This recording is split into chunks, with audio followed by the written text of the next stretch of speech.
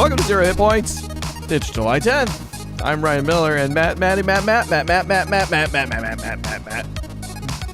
Matt Amberg. Well, I mean, I guess. As far as I know. Okay. Is there something you want to tell me? No. What are we doing? Okay. What is happening right now? It's a Zero Hit Points. It's a podcast about video games. We do it every now and then, usually weekly. Not technically last week, although kind of, if you think about, there's a little bit of a gray area. But either way, we're going to do it again this week. I can start by telling you what happened last week if you want. Yeah, let's hear about it. Tell me all about it so that the viewership is understanding and can say, well, now we know. You may have noticed, I did. Faithful podcast viewers, number one, still no actual video component. First thing you might have noticed. Second thing. Yep, welcome to that. I've had this ongoing problem with my laptop that a lot of people have had, apparently.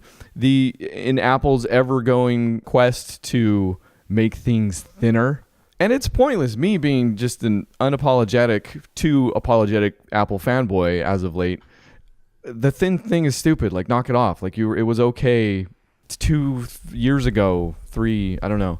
So they have a high rate of failure with their keyboards nowadays because they're so thin and it's got like this really tiny amount of throw and you're smashing keys directly into motherboards. Well, apparently you can get the smallest amount of dust in there and it'll screw the thing up. So my space bar has been screwed up forever. This gets interesting, I promise. To the point where every time I hit it, it doubles to triple spaces, which eventually I just wrote off while emailing. You know, I used to go back and like correct all the spaces because there's only has to be a single space. It's great for obsessive compulsive disorder, I guess. If you want to get over that real quick. Yeah, I'm sure people will get over it with that. That won't increase or exacerbate ruin their lives. Yeah. But when editing, I use the space bar to start and stop. So it's a complete time killer. Like it's just a freaking. I've been doing it for like a month more probably, and I couldn't do it anymore. Couldn't do it. You had to end it. You had to end it. So I took it in. I was like, hey, can you fix this? They said, no, we can't because you're out of warranty, even though everybody knows these things break. Dude, Genius Bar for whatever. You get a good guy. I get good guys more often than not. But the dude was like, hey, I can't do anything. What did you buy this with? I was like, oh, I bought it with my credit card. He's like, oh, okay. Here is all of the purchase protection stuff for your credit card. I'm like, oh, you've done this before. So I go home. I file it's Chase, but they use like a third party to do all their actual insurance claims or whatever. Mm-hmm. So I file a thing with them and just kind of start waiting to see if because the repair itself is $800. So the dude gave me all the stuff that was like, hey, the only way you're getting this paid for is not by us.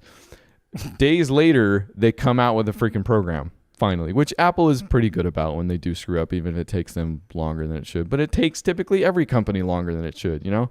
Well, yeah, because it shouldn't be broken in the first time. They should have, right. You got to assume they knew about this and they were like, well, it won't be that many. Okay, it's a lot. It's that many, yeah. So they finally came out with a program that was like, hey, we'll do it for free. It's like a 4-year warranty extension too. So it's pretty nice, whatever. So I take it in. And that's when my laptop disappeared for what was going to be 3 to 4 days and end up being 8 days. So last week's podcast was 2 weeks ago podcast, and we technically got the worst kind of week off. But this has a happier ending. Like 2 days? No, wait. I don't know. So somewhere around when I got my laptop back, I get a check in the mail for $800. Hey, super nice. It didn't even I was expecting at least an email because then I could have been like, oh, you know what? The problem's been solved, whatever. Nope. Just sent me a check. Like, okay. So welcome back to Zero Hit Points, everyone. This week, what did happen is also going to have a direct effect on what we talk about because not only could I not do the podcast, I couldn't do anything. I couldn't do any client work, which got bad towards the end. Yeah, I started getting emails. So technically not great. No, look, clients, okay, let's be honest with you. This is a little more important than whenever you got going. Yes, you're quote-unquote paying him, right? But this is really giving him value. So let's go ahead and step back, okay? You'll get your beautifully tuned and quality edited piece of media. They're real bad. I'm crapping them out now just to make up for last time. But everything's Star Wipe. What did you play? I want to know first. Star Wipe. Foremost. Starwipe. That's actually it's a decent name for a game, actually. I did play some video games this week. The only one I played alone by myself and solitarily is the one game that I don't do that with. I played a whole bunch of Dead by Daylight this weekend. There was Nice.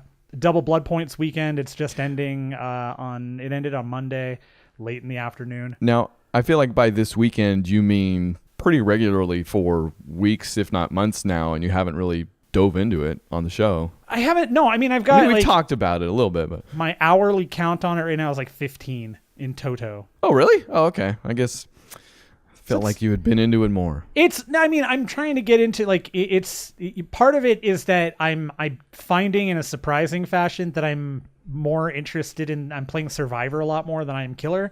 Part of that comes from the necessity in that every time I try to play Killer, it takes forever to get a game. Whereas when Survivor, I'm like popped into a game almost right away. Does everybody want to be the killer? No. I just think it's a timing thing. Like when I'm ready to be Killer and probably my location, the pings matter and stuff. So just like real life. Just like real life. Yeah. It's kind of a state of mind thing. Yeah. It's been cool though. The double XP weekend, I guess. A lot of the community is very split on how they feel about it. People ask for it a lot, and they don't do it a ton. But the reason they don't do it a ton is because the people that play the game then don't really play the game in like the spirit of the game. Like they purposely farm points and they start boosting. They'll do real stupid things. Like some characters you can get points for getting hit by the killer if you're blocking somebody else. So people will purposely go and get hit and get downed and all this stuff. And while it's not like I haven't run into it where it's been an issue for me, I guess a lot of people have. So something to keep in mind. I had fun. I had good games. So whatever. What is XP getting you in this game even? I don't even know. So the game is built around all the characters have a procedurally generated thing called the Blood Web. The first 10 levels are like like everybody has their 3 perks that are specified to them. They're the only ones that are going to get that perk. And you can eventually teach it to other people, but there are other perks that are kind of available and all that. And as you go through the Blood Web, perks and other items show up that you can use in the game. So you can get, like toolboxes will speed up, generators and the whole goal is to get 5 generators so you can get the exit doors opened up to leave. So toolboxes speed up generator repair, med kits speed up healing. Some med kits allow you to heal yourself if you don't have that perk. There's a mess of stuff in the Blood Web, and it's all different for everybody. And the way it comes up is always different. So as you progress, you get your like there's like 3 forms of XP here. There's the blood points, which is what you use to upgrade your Blood Web. There's your player progression levels, which is based on how much XP you're getting and what you're doing. And then there's another currency that you can get as you go through that you can use to buy cosmetics and stuff. And then there's even another real life currency conversion thing too, which is just all sounds great. All cosmetic. But you as you're leveling up, you're filling out the Blood Web because you want the Blood Web levels the character. When you get all the characters to level 50, you can prestige them. You get new outfits and stuff for them. You restart all the collection of perks and whatnot, and so it's that. Okay. What are the maps like? It's just like Friday the 13th in the sense that you have to, with Friday the 13th, you had to complete X objectives to get the cops to show up or to get, you had to get on the boat to get out of the thing. This has 2 ways to get out. You power 5 generators, and there are 2 exit doors that will open up or that become available to open. Then you have to spend another like 15 seconds opening that door, and only one of you can do that at a time. So the killer knows where to go for the most part. Are you in like a confined space, like a building or something? Not always. Or is there is a building, but it's like you're in like an auto haven, like a wrecking yard and like a wooded area type thing. Okay. It's the conceit of the game and like the story, the way they've written it is that all of these killers did something egregious in life that brought them the attention of the entity. The entity brought them to the campfire, or to this place, and placed them into this area. And then he also, people that were around that were like directly affected by the killer, they were brought to the campfire to be chased by the killer. And so the entity is like this weird, it's the thing that the killer is trying to sacrifice you to, and the thing that you're trying to get help from, if if you're the survivor. So the entity's idea is like again, the way it's this is all like the lore of it is that the entity has no favorites. It just wants the game to go on. So like the kind of like the way that they fill it out is, even if you survive, you're just brought back to the campfire. Like those characters will die forever and ever and ever. They will never ever. Actually, I mean, it seems like a good, like that. I feel like you could do a good horror movie on that, but it seems like a really good kind of horror premise adapted for a game. That seems really cool, actually. I'm into that. It's a cool premise, and the game is like, to me, I think as far as I've played so far at the higher levels, or the lower levels, I guess, like, so they do their each month they actually do rank resets. So as you play, that's cool. Everybody gets re-ranked to 20 eventually at the end of the month. So then everybody restarts and you get going again. That doesn't change any of the character progression. So all your perks and stuff are still there. It just resets everybody so that the player base goes back to being kind of full at the top, and then it trickles down as you're playing better and stuff. I'm so freaking into that, because the of course it goes back to achievements. The achievements I hated the most were all the leaderboard stuff for any of the 360 games, and a lot of it happened when the achievement system was relatively new and people were stupid. Mm-hmm.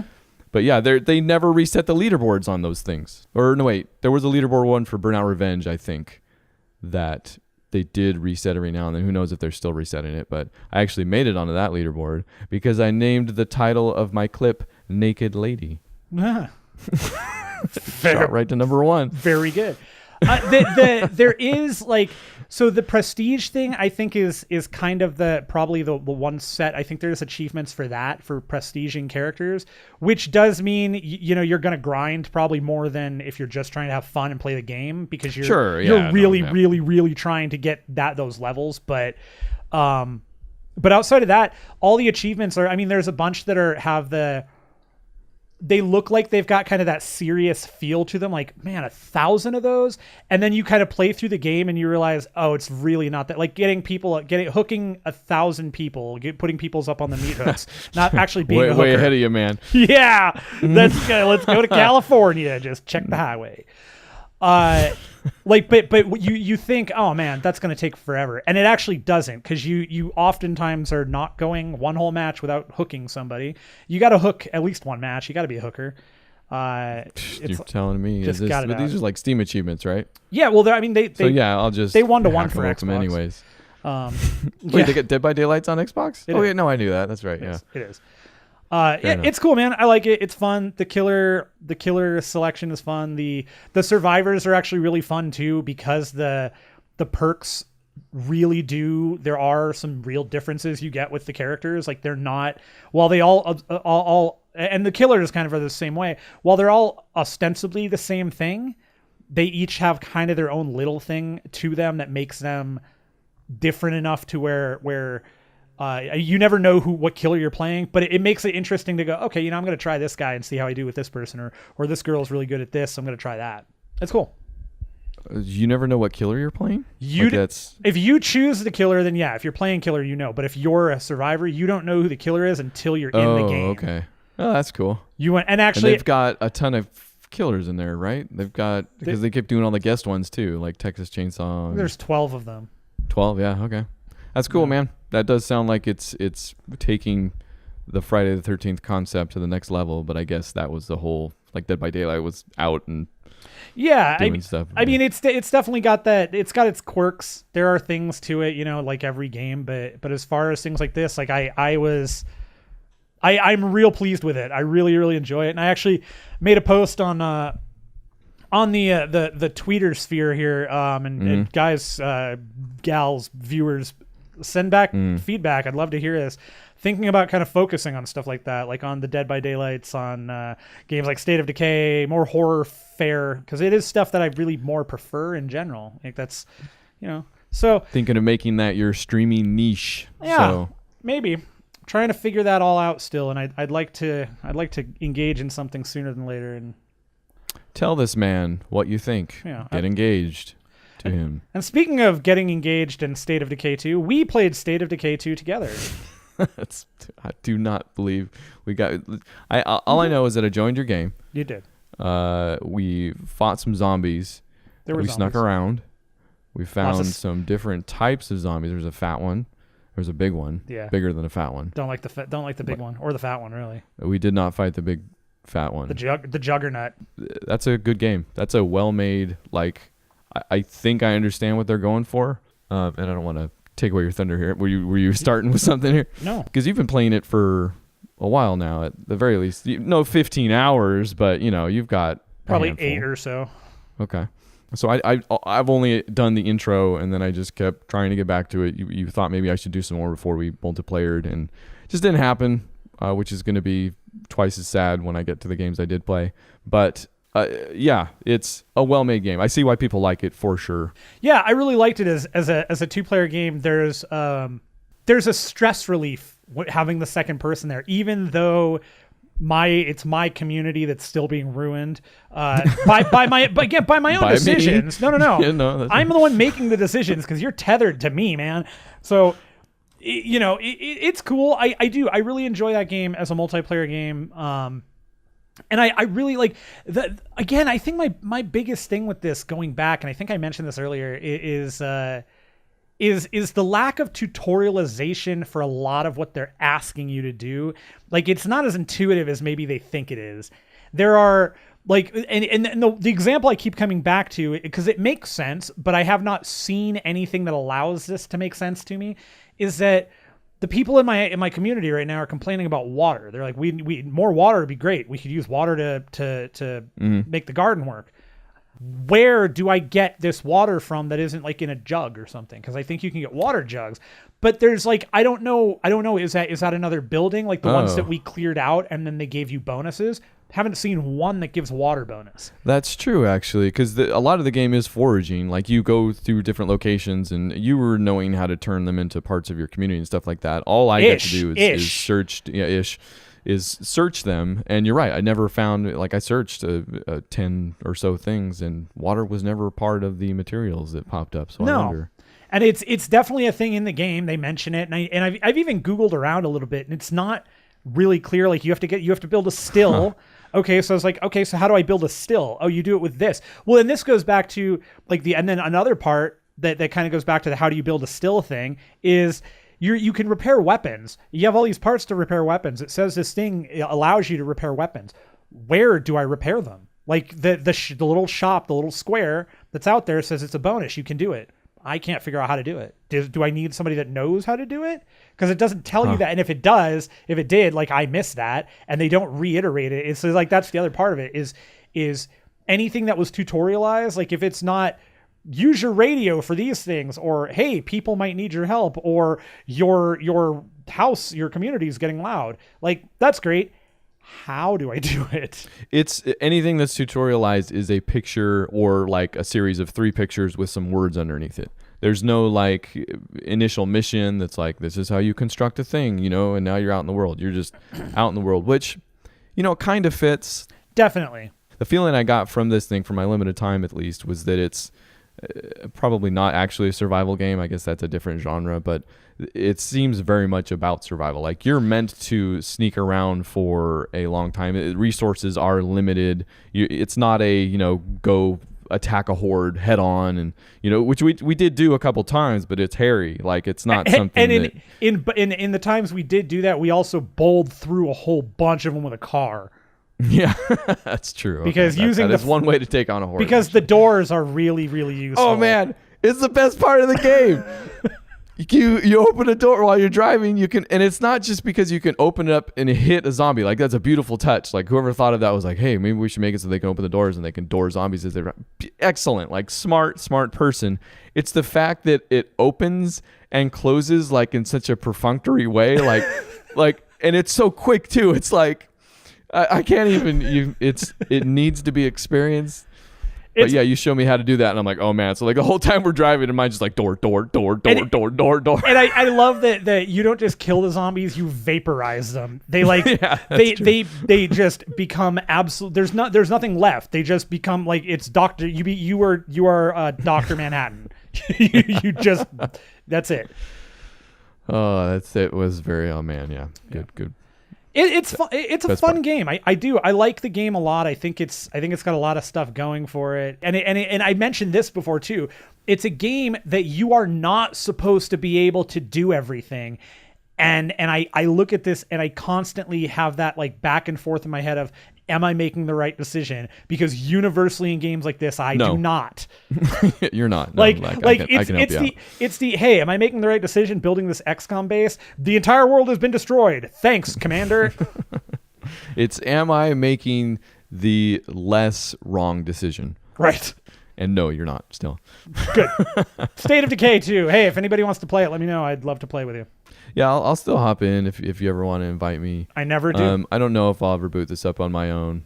Not because it's a bad game. You know, it's definitely one of those things where if I'm picking a game to play, you know, it might feel like my time's so limited now that I'm choosing something. Which it's all gonna go to crap when I start talking about what games I did play. No, yeah, you're untouched 8 days. You are in like really burying yourself right now on this one. At least in my opinion, you know, you're gonna do what you're gonna do. But I started out with good intentions, I guess, for me. I do not get to play a game, even just within the life of this show. I just don't get to play as many games as I used to because the main client has been. I basically have an endless amount of work now, and so it's all up to me. Like I can just always be working. Like I can't play as many games as I used to play for 0 hit points.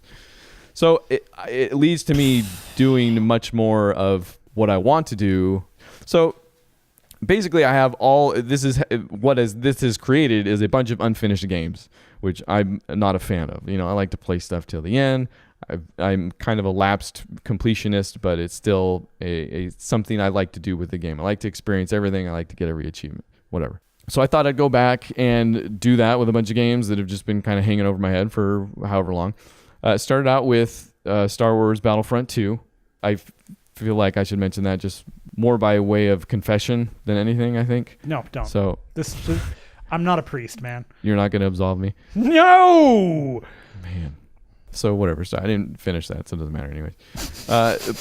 But then I started playing Jackbox Party Pack because I've bought all the party packs and just never completed them because it's a party game anyways. What'd I do? I love that you're like, I have all this time. I better get the achievements for Jackbox. Number one, nobody's going to tell me the party packs ain't good games. So no, they're super fun. I love them. They're amazing.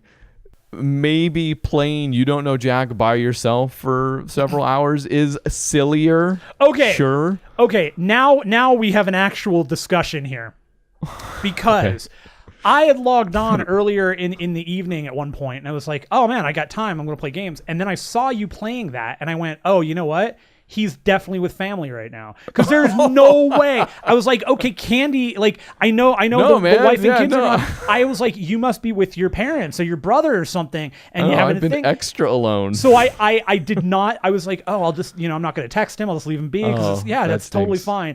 And now, now you know the truth. No, I'm not going to say it still wasn't fun, but yeah, I was just playing. Because there is a single player mode to it. You just play through those because they're trivia games, which I like anyways. You do realize what all of this leads to, right? In terms of how people are going to reference this particular situation, solo jacking. No, I don't you're jacking by yourself. Because it's a good game series. Mm-hmm. I just wanted to make sure you knew that. Okay, I figure that's common parlance for fans of the Jackbox. Yeah, they're jackers, jerkers. Okay.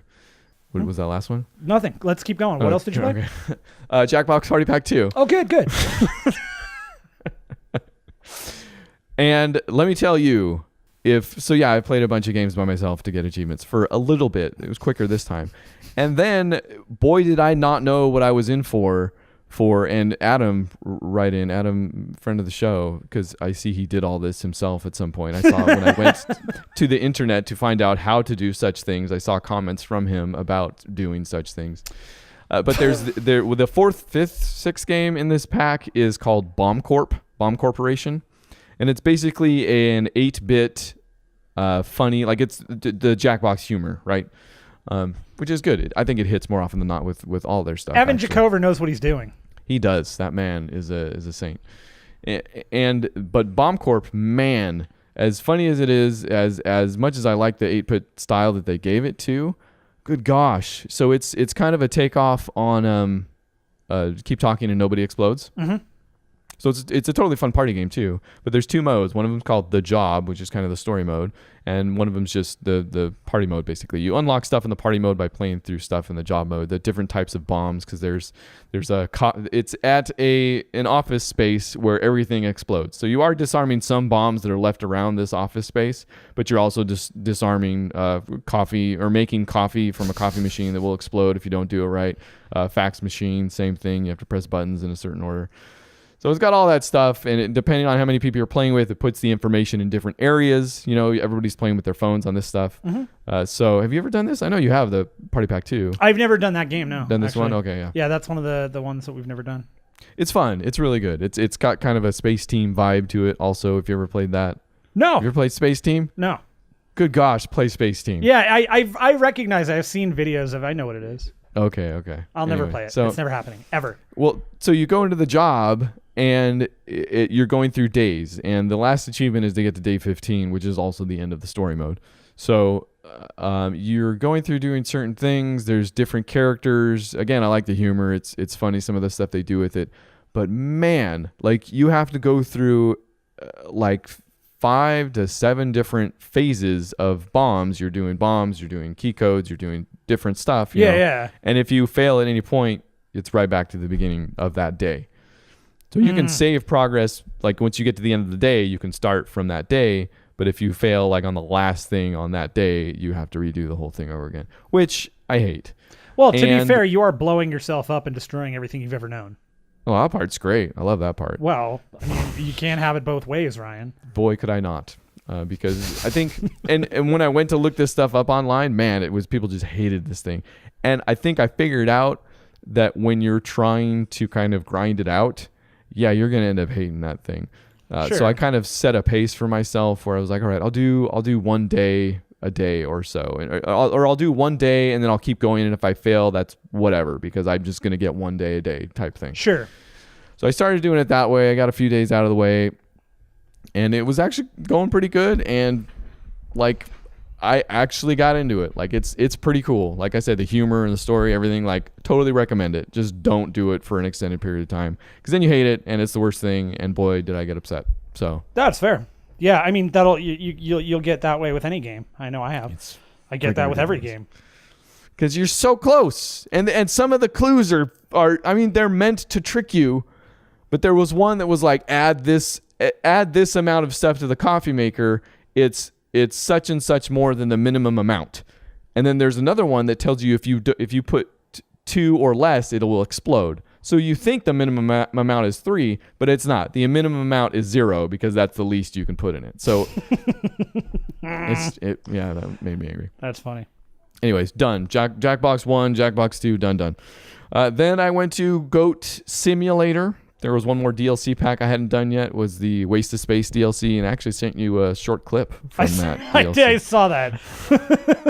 That game never ceases to be enjoyable to watch. It is. And it's super fun to play. Like that's one of those games, I think, that if you, especially like if you don't feel the need to go for the achievement specifically, which is cool, because I think this game is actually probably worth doing that for, because some of those are really ridiculously fun. It shows you parts of the game you might never find. Sure. Basically. Yeah. It's such a good game to be able to just kind of sit down and like, you want the perfect game to actually like not think about anything while you're playing it.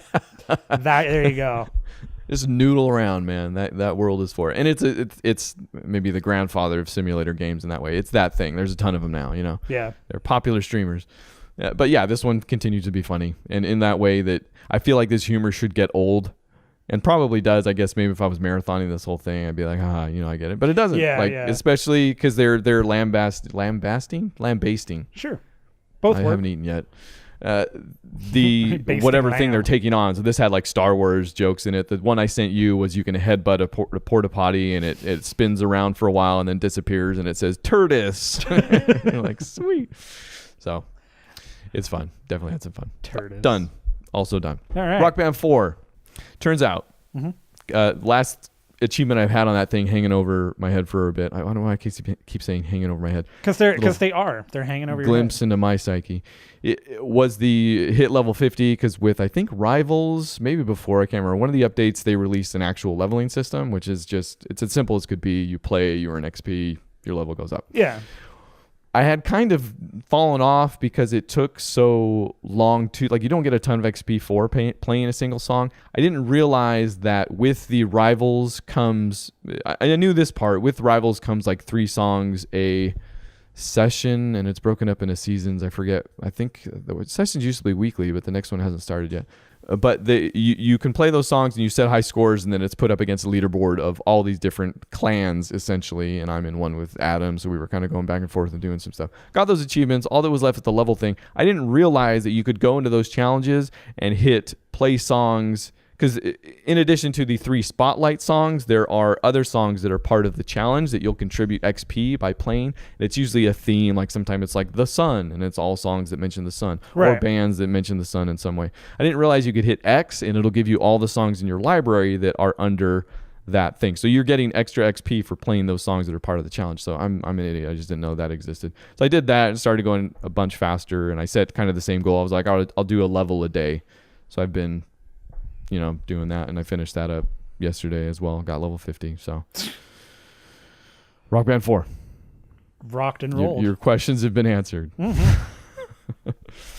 Next, last 2 games, the ones I spent the most time with and probably have the most to say about. One was Recore. They did that definitive edition, which came out with some 4K assets, and they finally basically finished the game.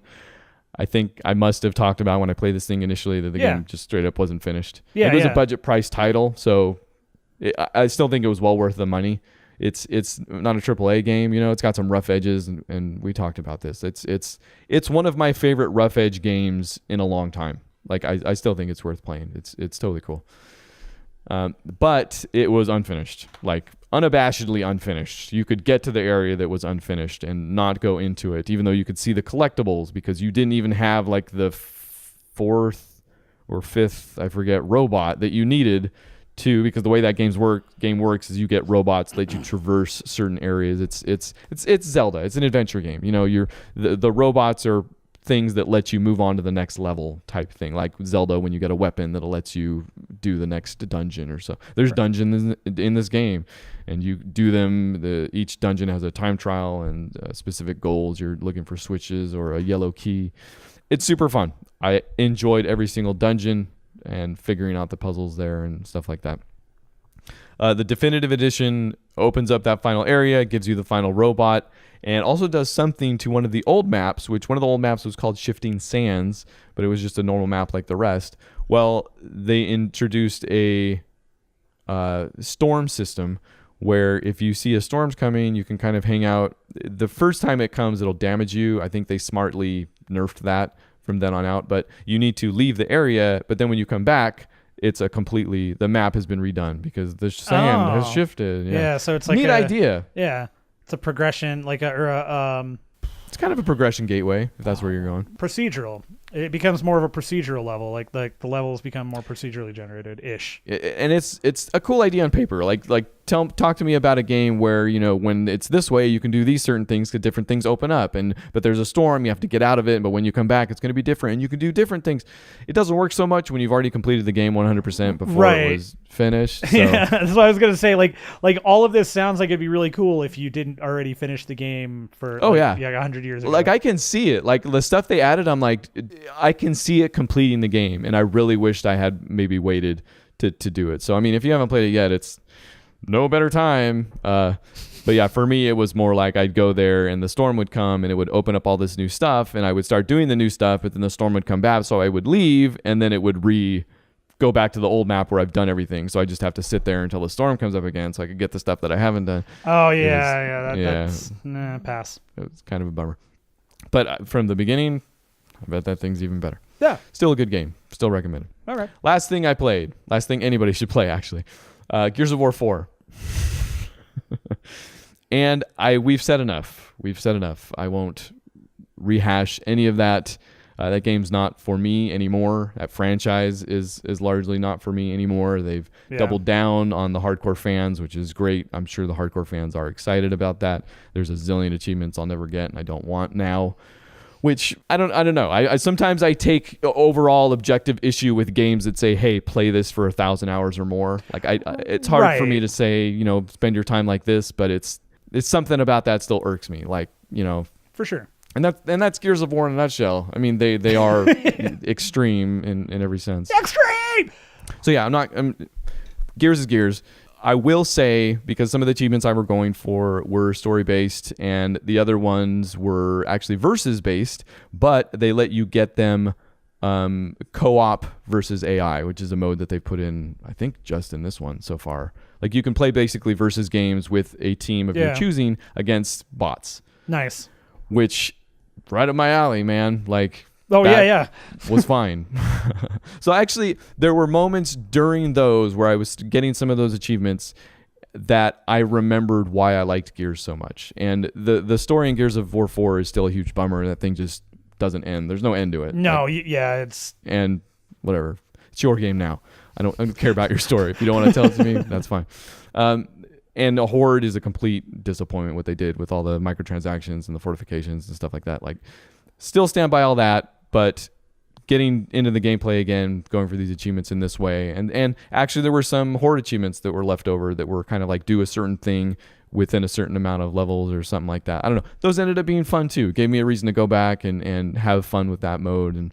And so Gears as a concept, still good somewhere. I don't think that franchise is for me still. I don't think that franchise can evolve in a way that makes me want to go back to it. That's the thing. It's like where it's at and where its trajectory is going. Yeah. I like what they did early on. I really, really liked. We've had that conversation. You just had it right now. But as the games have progressed, Judgment to 4, like both of those have been big, just for me, pie in the face type thing. Like all right, I tried. I thought Judgment was gonna work, man. I didn't believe it. I didn't believe everybody saying it was so bad, and no, it was not great. And do you remember that too? Because there were like Tom Bissell was behind the story, and like we're thinking about involving the story in these different ways, and Judgment sounded so good.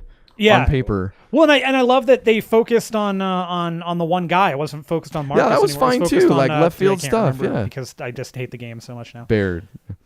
Yeah, and it was great. That was cool. But yeah, like Gears, and I am also, and this actually I think speaks partially to Lawbreakers as well.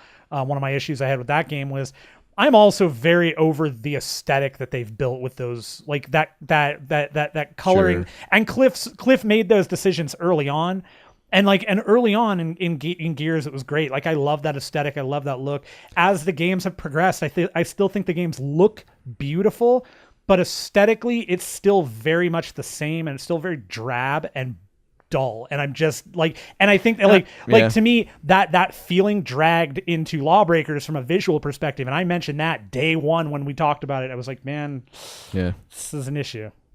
Yeah, and I mean, I can tell they tried, like especially the 4K patch is nice. Like, that game looks really cool. Yeah. There's a lot more colors in this one than were in any other Gears game, but it didn't. You're right. Like, unless they're going to like drastically do something to this franchise, I think, especially since they're so invested in a new trilogy or whatever it is. But right. And this is, I mean, this is indicative of a lot of games though. For me, I mean, Halo is another good example. Like, I'm done with that. I'm never going back to Halo again.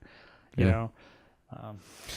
What we should go back to, we forgot to talk about, I feel like, a few things though. I forgot to mention something, and I mentioned this on Twitter, and I want to bring it up here again, because if you guys and girls and viewers have not played Volgarr the Viking, but you like those 8-bit like Rastan, Rygar, that were really difficult games, but just super like they were super unique, and like you remember them as a kid. This game fills that niche so well. It's so difficult, but it is It is super, like, it's super responsive. The game looks great. It's got a really fun set of enemies, and like the kind of build up of your character to like where you can actually get hit more than once is kind of fun. And it's a cool game. I really like it. And it was at Games with Gold a long while back. It's available on like every platform, so you can find it anywhere. Highly recommended. This whole time you've been talking about Volgarr, because you've been mentioning it a bit over the past few days.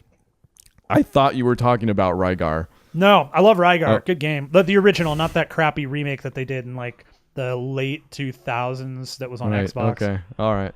And that wasn't the only thing we forgot to talk about, actually. No, we actually played another game together, and not only did we play another game together, we continue to play it, and we finished half the story. Well, we finished the story in general. We just didn't do one little section of it that I don't ultimately isn't going to change how the story. Because that game, we're talking about Marvel Ultimate Alliance, is very built around replay. Part of the sequel. The 2. You're right. That is correct. Yeah. It's the story takes place around the Civil War, so they have not only is there New Game Plus, but there's 2 different branching main paths. You choose pro registration or anti-registration. So yes, we completed 1 round, and we started again on legendary difficulty. Yeah. Even. Yeah, it's a super fun game, and this has been cool because I like the game in general. It's fun for me, and it's kind of cool because we've been able to. Like, this is a great game where, and I feel like this is where I wish State of Decay had more of a hook for you, is that this is a game where I can just kind of play and have fun and kind of do like some of the stuff I might want to do. I want to get this costume for that person or this, but it always works out because you're trying to get specific things. You've got your list of things you want to do, and it's a very complimentary situation we end up in gameplay wise. It's a very complimentary game, in fact. And yeah, the costumes are number one, pretty fun to go.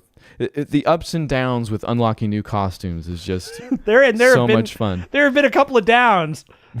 There have certainly been a couple of downs. I'm gonna call this one out right now because I got to. Who the hell decided not to put Daredevil's yellow costume in and instead did this black and white or black and red weird one? That's so dumb. This just came to my head, though. I wonder if that was the alternate they did for Ultimate Alliance 1. So maybe they were trying not to just double up. I hate everything about not doubling up. Triple up, then. Add a third It's costume. the yellow suit. So, yeah, you double up is the lesson learned. But maybe somebody somewhere. I mean, I don't even know. Some of the costumes aren't like from books, from what I can tell for the most part. They're just like the Fantastic Four ones are especially bad. They're like, this is like an alternate, like just an alternate take on what this costume might be. The weird half shirt that they gave Sue is very odd. Like, I don't remember. Yeah. Maybe I'm wrong. I was never a huge Fantastic Four fan. That's true. Maybe we just don't. But I don't feel like I ever saw her in a half shirt. Either way, it's bad. Yeah, it's not good. If that's a faithful recreation of the bad one from the comics, then I guess they did it. Yeah. But gameplay wise, man, that is it. Still It took us probably 40 minutes, I would say, to really click and go, okay, we got it. We're flowing now. We know where all the things are going. We know what to look for in terms of doing the ultimates and all that. I think it took about 40 minutes, and then we were like just cruising through. Yeah. And on the legendary too, like I'm pleased with that difficulty isn't too punishing, and I think it's still requiring us to use a little bit more strategy than the first time around. Yeah. Cool. We're definitely with legendary specifically. We're thinking more about the team that we're putting together, the composition, because we're like, well, who has fusion? Who does this kind of fusion? Who does this? And then targeted versus like if we're trying to single people out or right. And then along with that, and again, this goes back to the game being complementary to our play styles. It's been novel to be able to go, okay, you're trying to get all of the things for this character. So who do we have to get? Who's left? And also in terms of who's left, who's going to fit in really well in this spot we're in. That's been cool. Right. Yeah. It's fun. Good game. Yeah. Great show. And last game. That's all we got this week. But we do have some goings-ons in the world that we wanted to mention. First up, Amy Hennig, it came out, has left EA. And left about the time that, remember the whole thing we did? I think we might have done an extended dive into that kind of on single player games and whatnot when the Star Wars game got canceled, but technically repurposed into whatever games as service thing it's going to be when it comes out, you know? Right. It was during when Visceral Games got shut down. That's right. That's what it was.